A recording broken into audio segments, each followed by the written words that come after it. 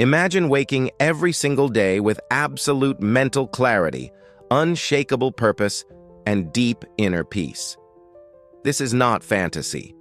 This is exactly how Marcus Aurelius, the most powerful emperor of the ancient world, began every morning. And today, you are going to discover the complete Stoic morning routine that transformed an ordinary man into one of the wisest leaders in history. This routine requires no expensive equipment, no complicated apps, and no hours of your time. Only timeless principles that worked 2,000 years ago and continue to work today. By the end of this journey, you will possess a complete step-by-step system to revolutionize your mornings and, consequently, your entire life. Let us begin. Marcus Aurelius awoke before dawn in Rome, the capital of the largest empire the world has ever known.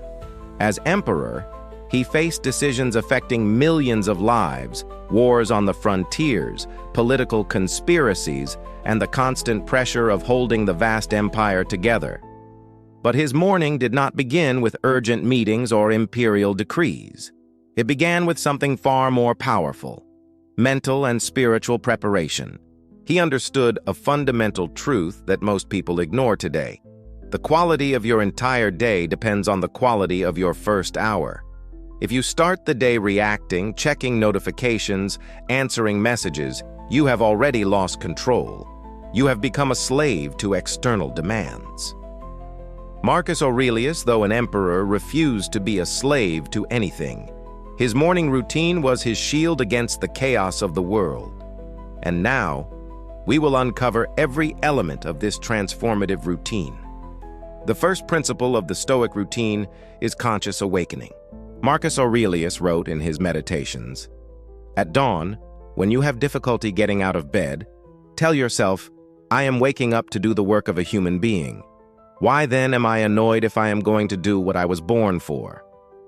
This is not just a beautiful motivational quote. It is a complete mental reprogramming. Most people wake up with resistance. The alarm goes off and the first thought is, just 5 more minutes. That seemingly harmless thought is, in fact, your first defeat of the day. You are telling your brain that comfort is more important than purpose, that laziness is acceptable, that you are not in control of yourself. Marcus Aurelius understood that the moment of waking sets the tone for everything that follows. So, how do you apply this practically? First, place your alarm across the room. Force yourself to physically stand up to silence it. Second, the moment your feet touch the floor, declare out loud, "I am waking up to do the work of a human being." Does it sound strange? Perhaps, but it works. You are declaring intention. You are seizing control. You are telling the universe you are ready for the day. Third, resist the temptation to check your phone.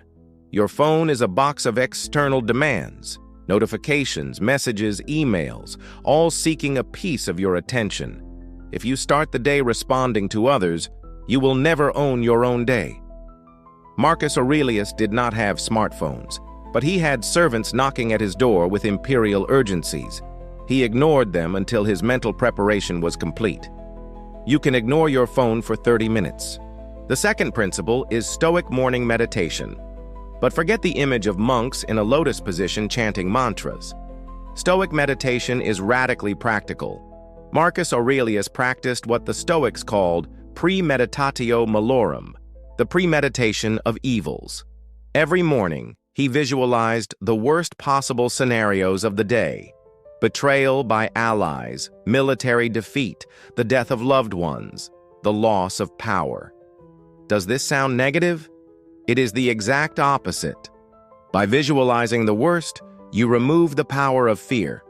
You prepare yourself mentally for any adversity. When something bad actually happens, you do not panic because you have already mentally rehearsed that situation. Seneca, another great Stoic, wrote, "He who has anticipated the worst never needs to be caught off guard." How do you practice this? Sit in silence for 10 minutes. Close your eyes. Breathe deeply. Now ask yourself, what could go wrong today? Visualize your boss criticizing your work. Visualize a client canceling an important contract.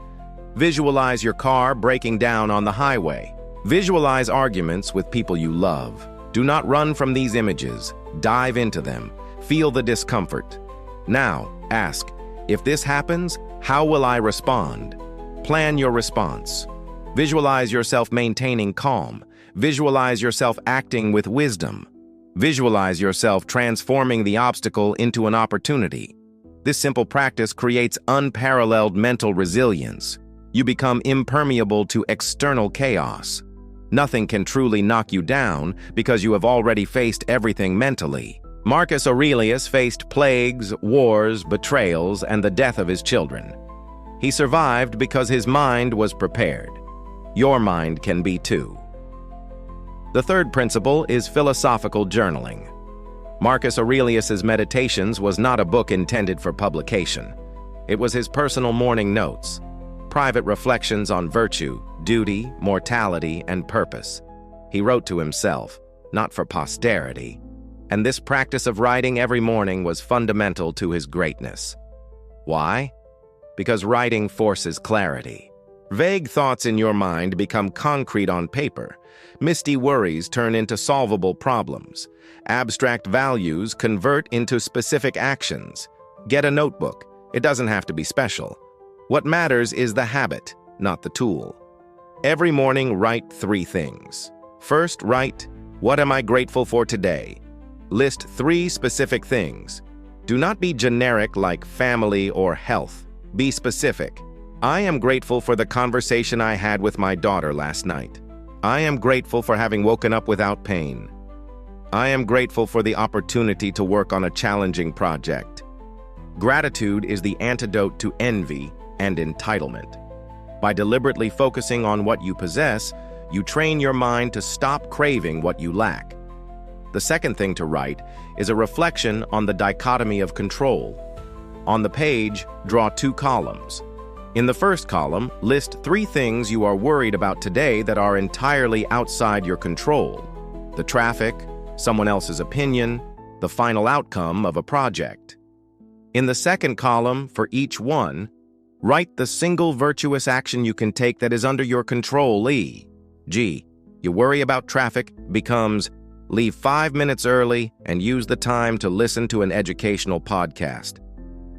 This refocuses your energy from useless anxiety to productive action.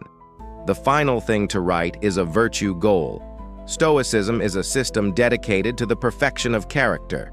Every morning, choose one of the 4 cardinal virtues: justice, temperance, courage, or wisdom, and set a specific, small goal to practice it. For example, today I will practice temperance by refusing the 2nd cup of coffee and eating slowly.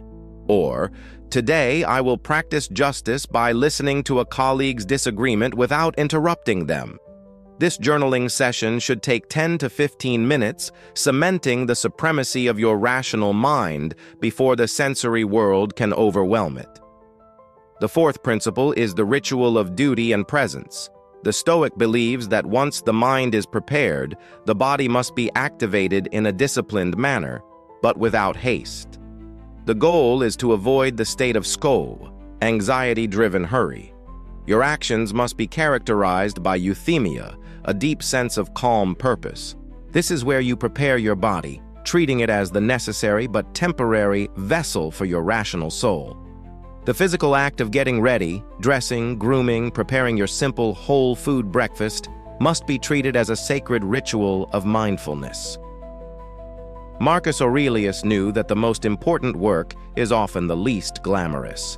He focused on ensuring his actions were purposeful. While dressing, you must practice presence. Do not let your mind jump forward to the day's stress. Feel the fabric of your clothes. Be aware of the water temperature on your skin. Savor the scent and taste of your morning drink. This conscious awareness of the present moment is the only true defense against future anxiety. Your body is a tool for virtue. It must be treated with respect, but not indulgence. This is why many Stoics embraced simple physical practices like walking or engaging in brief, rigorous exercise, not for vanity, but to strengthen the will. They sought to make their bodies resilient and indifferent to comfort.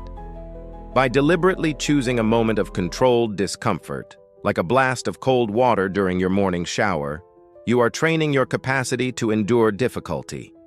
You are sending a clear signal to your body: I am in command. My will is stronger than my comfort. This small, disciplined act of overcoming resistance makes the rest of the day's resistance seem trivial. The final principle is the blocking of external demand. After the body is prepared and the mind is resolved, the final stage is to initiate action based on the virtue goals you set in your journal, not based on the demands you find waiting in your digital inbox. The modern emperor's first temptation is the flood of email, instant messages, and news headlines, all designed by others to steal your time and attention for their own ends. The Stoic makes a vow to deep work.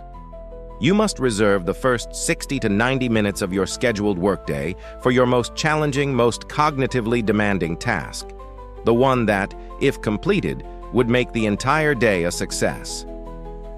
This is your act of sovereignty. You are declaring that you will spend your peak hours executing your agenda, not reacting to the agendas of others. Seneca warned against the disease of negotium, the frantic state of being constantly busy, but achieving nothing of lasting value. By intentionally blocking out the noise and focusing your fully prepared mind on one important task, you are embodying practical wisdom.